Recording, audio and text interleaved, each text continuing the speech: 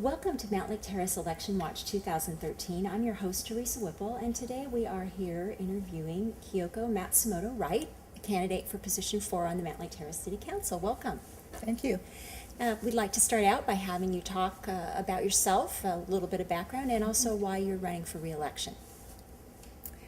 Well, I've been a Mount Lake Terrace resident since 1984, and I'm running because I would love to have the city become it's already becoming a very, very forward city, but we're just at the verge of getting a town center. We're at the verge of getting light rail.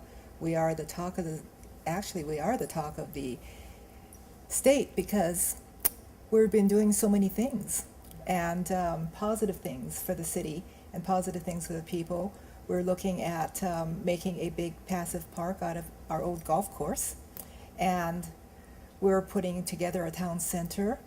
We're getting ready for light rail. We're going to be the first city or the first section of Snohomish County where light rail is going to come, and we're actually on the map with just about everybody else in the state. Mm-hmm. So I'd like to be a part of that. I have been a part of it for the last 10 years, and I'd like to continue and then see it through to fruition. Right. And as we were talking earlier, this would be your third term on the council if you were successful in Yes. winning. What do you see as the biggest problems or challenges right now that the city of Mount Lake Terrace faces? Well, we're lucky in that we anticipated a lot of the budget and financial things ahead of time, and so we worked through it as we went along. And so the budget is always going to be something. It's always going to be a challenge. We've had really good luck in rearranging funds here and there, but the one thing that happened in all of this is that we never ever cut back to the point where we cut services to our citizens. And I hope that they understand how lucky they are. And that probably makes you unique among a lot of the cities. I mean, I know that in Edmonds and Linwood that has not been the case. They have had We to cut are back. the envy. Mm-hmm. Yes, they all look at us and ask, how did you do that? Mm-hmm. Well, you needed to look ahead. Don't spend money if you know the money's not going to be coming in. Right. What do you, know that there's been a big focus on economic development in Mount Lake Terrace in recent years, and of course seeing that through some of the new projects that are going on or have just been completed, like Arbor Village. Are there other things that, as you look into the future, you would like to see the city do more of in terms of bringing more economic development? We're already starting to.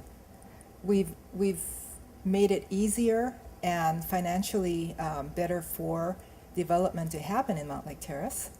We have a lot of people interested in coming in and starting some of the buildings, but right now it's still the financing. The financial, it's hard to get money. Once the money starts, I think that we're going to start seeing buildings come up all the way up in downtown center. Right now we're getting ready for that though. We're not sitting around just waiting. We have gotten almost 6 million of the 10 million that we need to get the town center project ready for the developers, so that when they do come in, they already have a street in place, all the underground wiring, underground everything, including an energy district, so that that energy district is where all the they share in the heating and so forth. Mm-hmm. And so it will be less money for them to operate, and everything is shared. And actually our new city hall, when we ever get that, is going to be a part of that too, part of that district. So it really is for everybody, for the private and the public sector. Okay. And since you mentioned City Hall, and of course that was on my list of questions, now that the voters have or at least you didn't get a majority, I always like to say the voters passed it, but just not by enough of a margin to be able to, at least We the got a last majority election. vote. We got over 50%. Just not enough to Yeah, we to didn't qualify get it. 60%. Right. But given that, and now you're in a city hall where you're renting and paying rent. What do you see as kind of the short and long term of that situation? What are you thinking, as a council member, you're going to be doing next? Well, we're going to have to continue to rent until we can build a city hall. To me, it's very unfortunate that we didn't get the word out that the building power with the money today, we could get what we were looking at getting in the city hall. But now with the money being the way it is and the prices going up, we may have to ask for that same amount of money and have less. And I think that's the most unfortunate part about the education that did not get through with the people. But the renting part, we rearranged the numbers again. The economy got better. These are things that we were hoping would happen, but we could not say would happen. And so we couldn't say, well, we have the money to rent because these things are going to get better. We were hoping they would get better. And it did. It's still going to get better, but it's not there yet. But we are very, very lean on our budget, and we just rearranged some numbers again, and we can rent City Hall for the next so many years. Now, looking at some of the comments of people who were opposed to the City Hall project, the Civic Center project, do you think that there will be an attempt at some point to maybe look at a more scaled back version that would be less expensive as a way to maybe address some of those concerns? Well, I don't know if it's going to be any less expensive. We are going to be probably needing the same amount of money for a smaller version. Because that is the most unfortunate part of it.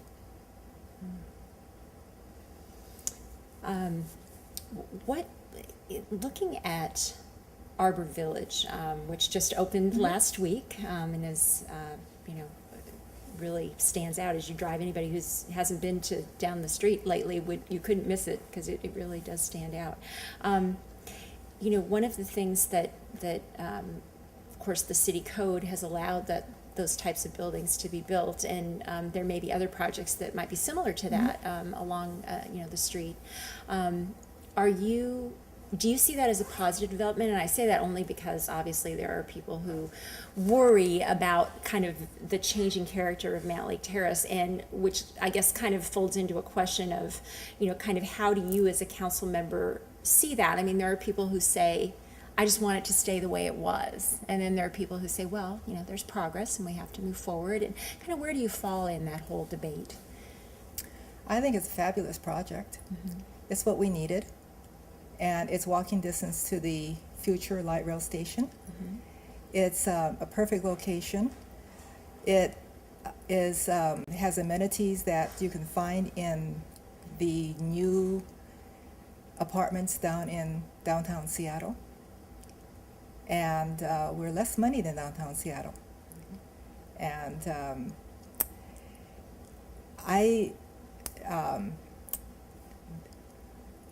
trying to remember what your question was. Oh, it was a little convoluted, and I Yes. apologize. Mainly, I guess it's the part two part, which was just that there are people who say that they like the way Mount Lake Terrace is, kind of more of a small town feel without maybe taller buildings, without some of the development that's going in, and do you, as a council member, have anything to say to folks who say that to maybe calm their fears that something's going to change that they don't like? Everybody is afraid of change until change happens, and then they forget.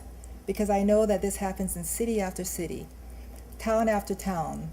They don't want, they grew up here, they know what it was like when they were growing up, but they forget that progress happens.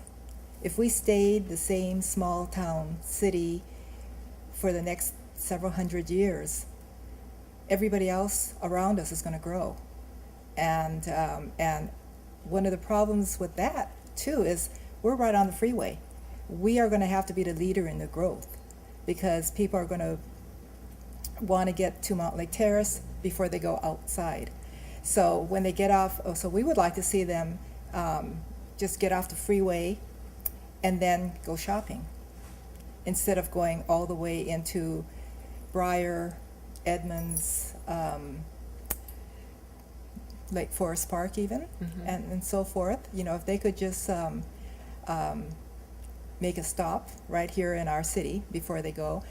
We are right on the freeway again, so a lot of the people who are commuting to Seattle or Everett like it there because we're just right in between, 15 miles either way. And if they had a couple that worked in Everett and Seattle, we're a perfect location for them. So we would love to see people choose our city for a place to live. And I think that's going to be happening more and more in the future. And we have to see the future. We have to look at the future. The future is growth. And we can fight growth all we wanted to. Even my own development around and where I live in Montlake Terrace, we were surrounded by horse pastures and it was and a chicken farm and all of that. And now it's all apartments. My section of Montlake Terrace is probably almost all multifamily.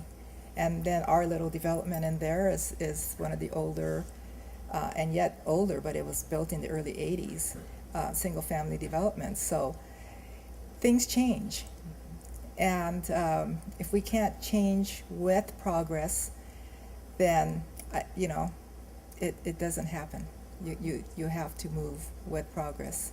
And I'm really proud that what we're doing in our city is trying to keep progress in one small section so that the rest of the area can stay the single family feel and the neighborhood feel. Right. You mentioned light rail, and of course that's, I'm sure, going to bring a lot of opportunity and change to the city. What do you feel about adding another light rail stop on 220th, which I know is something Sound Transit is considering?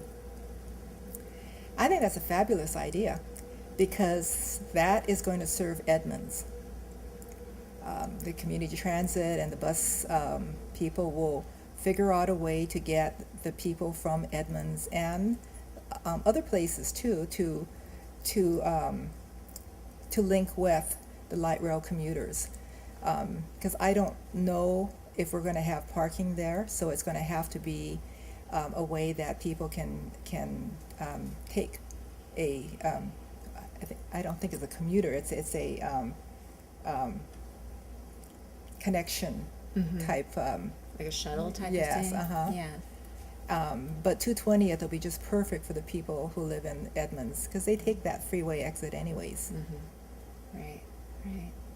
Yeah, and there is a fair amount of Montlake Terrace development up there. I was talking to somebody else about that. Even in the Primera, I would imagine they would be. That would Oh, be a I'm sure prime spot. Primera would love it, and then the hospital is just down the street, and it would be used by so many people, and so it would be wise to at least have the light rail at least pass that way, so that if in the future we want to have a station there, we can build a station around it. If you were going to name Montlake Terrace's greatest strength and its greatest weakness, what would those be? Well, it's our location as our greatest strength, because we're, like I said, located, exactly in between Seattle and Everett.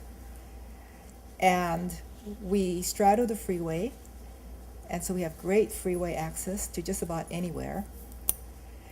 If you want to go to Bellevue, it's just around the corner, 405 to Bellevue. And I don't know if we have any negatives right now because we're just working through so many of the projects. And our large golf course area is going to be a park. That's been so exciting. We're going to have a Lakeview Trail that connects the Centennial Trail to the parking area, the light rail and the parking garage. We have so many new projects coming in. We have a lot of townhouse condominium projects in the queue right now. We have a lot of single-family homes being built. I'm just trying to think, what is it that we really have to work on? Our crime rate is so low. We have a fantastic police department. We have a really great contract with Fire District 1 for fire. We're putting in the LED lights for the street lights right now, and PUD is so amazed at our city that working with us is so easy. And they're probably going to be putting in all of our city-owned lights have been converted to LED lights now, which is going to save thousands of dollars to our citizens. And now PUD will start putting those into their street lights that are in our city. So we're actually looking forward and saving a lot of money for our citizens. We just put in the water meter system where we now can read the water meters to every single place from a computer. And if somebody is using a lot of money, not a lot of water, and they don't know it, we can let them know that they might want to check something. So that's going to save a lot of money for our citizens too. Okay. And something that I think I've talked with folks from other cities about is just the issue of when you have a lot of development, sometimes there are complaints by builders, developers, that the city is hard to work with. A city, not anyone in particular being named, but do you feel like Mountley Terrace has a reputation as being, pretty easy to get through the process, not a lot of bureaucracy, that kind of thing? We used to have that reputation, and now we get emails that get forwarded to us from developers, from builders, thanking our staff for, it wasn't easy, but just thanking them for helping them through the process and making it an easy and nice and good experience for them, because they weren't expecting that when they came in, and then they walk out thinking, whoa. And to get some things done in one visit or in just a few days, they're speechless sometimes. That is not always the case that with city government that you hear that. And the golf course that is now going to be a passive park. For folks who maybe haven't been following that issue very well, what can they expect? It's going to open in September, right? Is that the plan? It's going to open in a few weeks. Yeah. Well, right now, all they can do is just walk on it. Right. Because we don't have any, we don't have the money to do any more. But we can just keep it up and open it up to our citizens, where they can just go and walk along the water. And the grounds are just gorgeous. I was not a golfer, so I really didn't know what it looked like. And there are ponds in there. There's places that people can go and picnic. Eventually, I would love to see, I think we can have a couple of docks out there. But again, we need financing for that. We need to get some kind of grant. Would love to see a boardwalk of some kind so that you can just walk along the side. Eventually, I think it's going to be a beautiful, beautiful park that's going to be really, truly the envy of our whole neighbors. That's nice. That's great. And of course, one of the major developments that I think citizens are very anxious to see finished is the Diamond Knot Brewery up there. Oh, yes. That's going to change the character of that area, I would think. Well, I'm sure they did their homework before they moved to Montlake Terrace, and they had to have found out that the location right off the freeway, the history of that town center area, the fact that D&D meets us right next door, that people travel from 50, 60 miles in circumference just to come to buy their meat. And there are other meat shops closer to them. Yeah.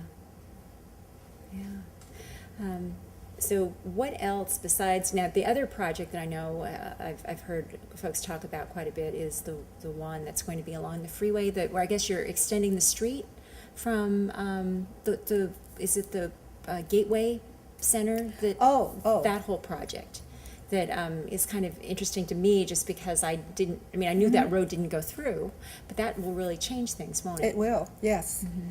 It's going to connect the southern part where Cinnabar Theater is all the way up to 236. And we have that being worked on right now on the design stages. Until the school district tells us what's going to happen to their piece of property, we won't know. Which is where the Evergreen School used to be, Yes, right? Yeah, okay. Well, that'll be very interesting to see. So just one other question about kind of going back to some of the issues that were raised during the Civic Center discussion. And of course, your opponent, as well as two other council members, were some of the vocal opponents to the Civic Center. And they have, sounds like, banded together, and they have their own Facebook page and have kind of been talking about those issues. And, there's certainly a contingent of folks in any political campaign who have, certain issues that they focus on. And if you were going to speak to a citizen who maybe was not sure where they fell on that issue initially, and kind of some of the debate that was going on about whether the project was too big or whether it should have been done differently, or whether one of the statements I've heard the opponents say is that they're the group that is the outsiders. They're not the ones who have been, in city government before, so therefore they have, a different perspective. What would you say to somebody, to a voter who's looking at that and kind of on the fence about how to vote or who to support in terms of what you offer, what you bring? Well, what I would like to offer our citizens is to continue to do the work that we've been doing, because it's actually just with the votes with the city center and the city campus. We had more than 50% of the vote, so the majority of the people in the city wants to see progress, wants a city campus. They wanted the community center. And another portion that wasn't talked about very much was the fact that we needed some of that money to go to the police department. And because the police department just needs to be expanded. They just cannot work in the tight quarters they're in right now. And there's also a portion of that was going to go and fix the library. Because the library definitely needs a new HVAC system. And a few other things, and so I don't know why those two. Well, we were really trying to tell people that that is a portion of all of that, and that really needs to be done. And if we ever needed money for the city campus rent, that would only go to rent. It won't go to help the police department or the library or some of the other projects that we really needed it for in the city. So not all of it went to a city campus. We had the community center in there because we heard very loud and clearly that our citizens wanted that.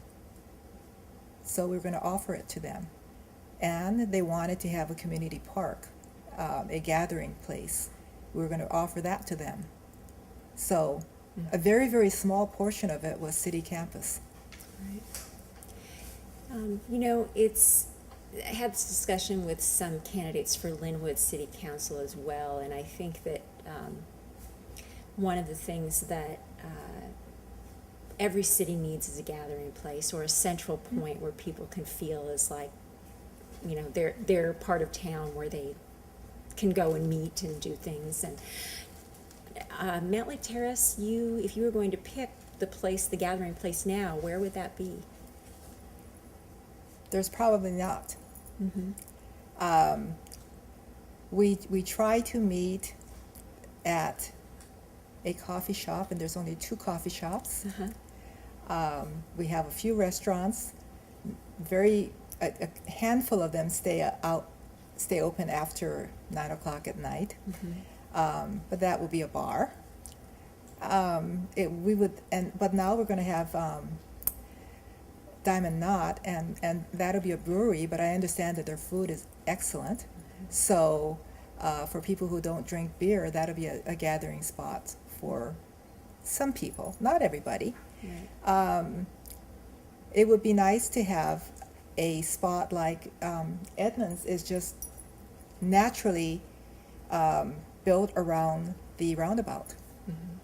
And you have Starbucks on one corner and a restaurant on another, and a lot of little places that everyone comes here and then they can gather. It's not all together, but they're all kind of together in a way. And then you can just walk from one place to another. Go to dinner and go have coffee and then go have yogurt. And so that's the type of dream that I would like to see for Montlake Terrace, right in the city center. Right. Have a place where people can go and hang out and do what they do. Yeah. Okay. So we're getting close to the end of our time, and if you would like to take this opportunity to, when people open up their ballots and they see what the name's on there, what would you like them to think about when they see your name? What would you like them to most remember from what we've talked about so that they can make an informed choice when they vote? Well, I've been on the city council now for almost 6 years. I'm pretty much known as a team player, and even though we don't always see eye to eye with the rest of the city council people, whenever we vote and we vote against each other, we leave that room respecting each other. That's the most important thing, is that you work with people that you respect. It's not always, it's good to have a city council that gets along, but let's have a city council that gets along and respects each other. I've worked on the town center from the very, very beginning, because I was on the planning commission with Montlake Terrace for 5 years, and because of my background as a realtor, I also worked on land use. And so when I got on the city council and was put on these various committees, I was really shocked to find out that I didn't have to do a lot of homework, that I had already been working on a lot of these items already. So I don't know what more to say, except for I'm a team player again, a very hard worker. I listen, and I have endorsements from a lot of different people in the political world, everywhere, from every single one of my other city council members currently on the council, to the county council, and the county executive as well, and our state legislators that with my district. Okay. And if people wanted to find out more about you, is there an online resource for them? Well, I'm on Facebook under Kyoko Wright for my political page. Okay, very good. Well, thanks so much for stopping by and talking to us, and I wish you the best of luck. Thank you so much.